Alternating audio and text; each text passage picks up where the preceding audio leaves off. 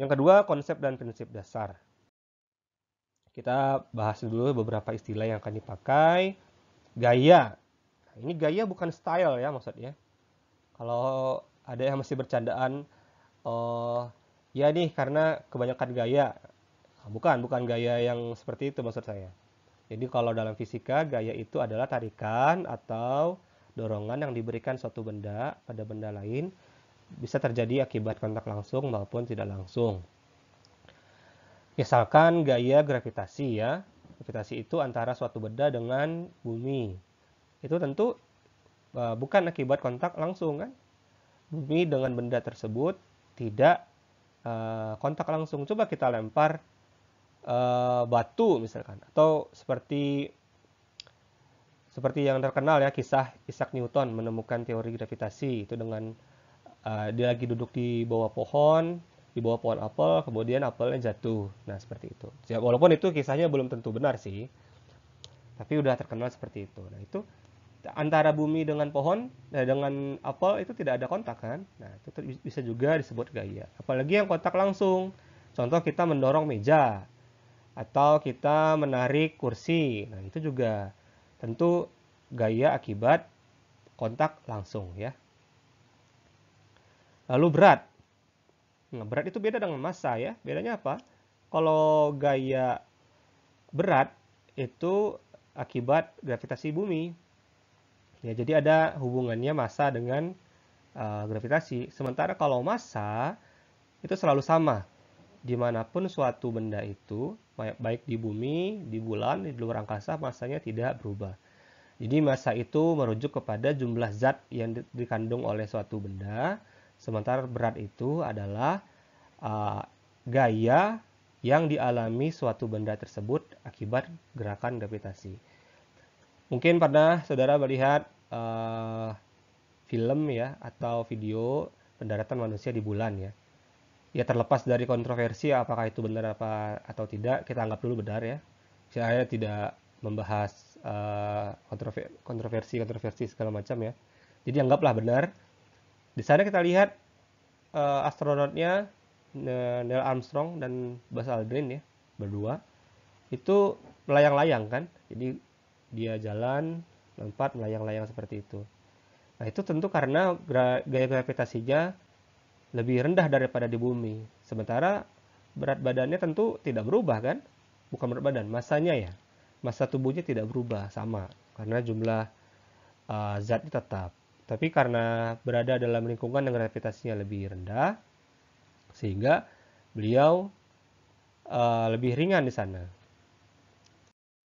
Dan kemudian partikel, ya ini khusus dalam mata kuliah ini kita tidak membahas eh, partikel-partikel zat ya, maksudnya seperti atom, seperti ion, bukan. Kita tidak mempelajari partikel itu. Jadi istilah partikel yang kita gunakan dalam perkuliahan ini adalah penyederhanaan bentuk benda hingga terpusat pada satu titik yang memiliki massa benda tersebut, namun ukurannya diabaikan. Contoh, kita membahas truk. Truknya berukuran dimensinya itu misalkan panjangnya 3 meter misalnya. 3 meter atau 5 meter lah, 5 meter. Besar ya. Tapi beratnya itu sekitar 1 ton misalkan. Jadi ada truk ukurannya 5 meter, beratnya 1 ton.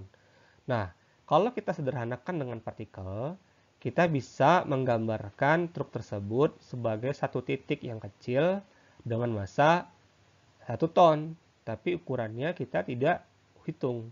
Ya, ini untuk menyederhanakan saja. Nah, di mana lokasi partikel itu?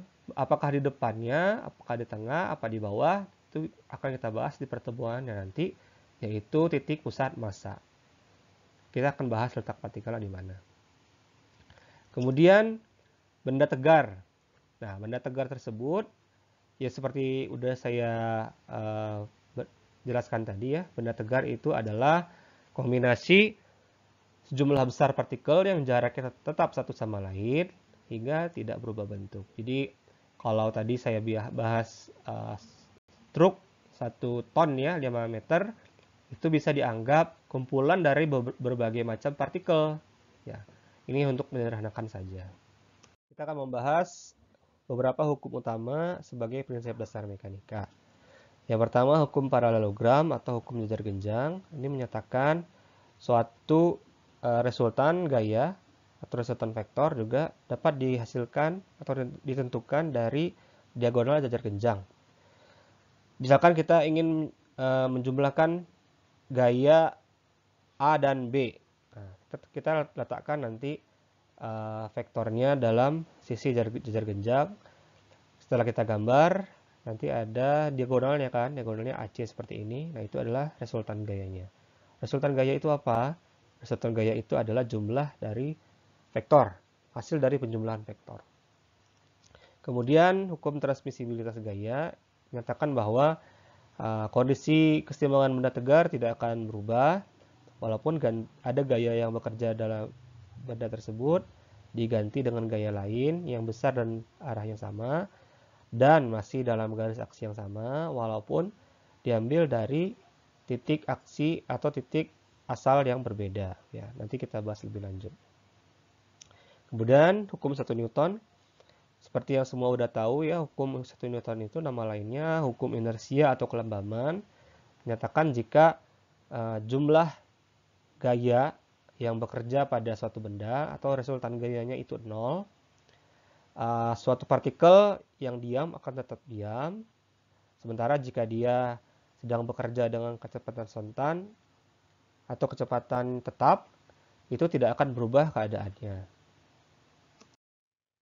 Kemudian ada hukum 2 Newton, ini menyatakan jika resultan gaya yang bekerja pada suatu partikel itu tidak sama dengan 0, maka partikelnya akan bergerak dengan percepatan konstan sesuai arah vektor gayanya. Ya. Lalu ada hukum 3 Newton, menyatakan suatu gaya itu memiliki pasangan, ya namanya gaya aksi dan reaksi. Contohnya dalam ini ada roket yang akan meninggalkan bumi. Gaya aksinya gaya angkat roket ke atas. Tentu gaya reaksi gaya dorong ke bawah ya. Itu pasangan aksi dan reaksi. Kemudian yang ketiga, hukum gravitasi Newton menyatakan tarikan gravitasi antara dua partikel yang berbeda atau dua benda yang berbeda ya. Contohnya di sini ada apel ya. Ini apel jatuh ke bawah. Itu tentunya ada gerakan gravitasi dari apel dengan bumi. Jadi apelnya ditarik oleh bumi. Dirumuskan oleh ini F sama dengan G dikali M besar kali M kecil per R kuadrat. M besar ini salah satu massa dari partikelnya dan M ini adalah massa partikel yang lain. Nah, ini G ini percepatan atau tetapan gravitasi ya maksudnya. Dan R ini adalah jaraknya ya. Jadi F ini adalah gaya gravitasi. Seperti itu.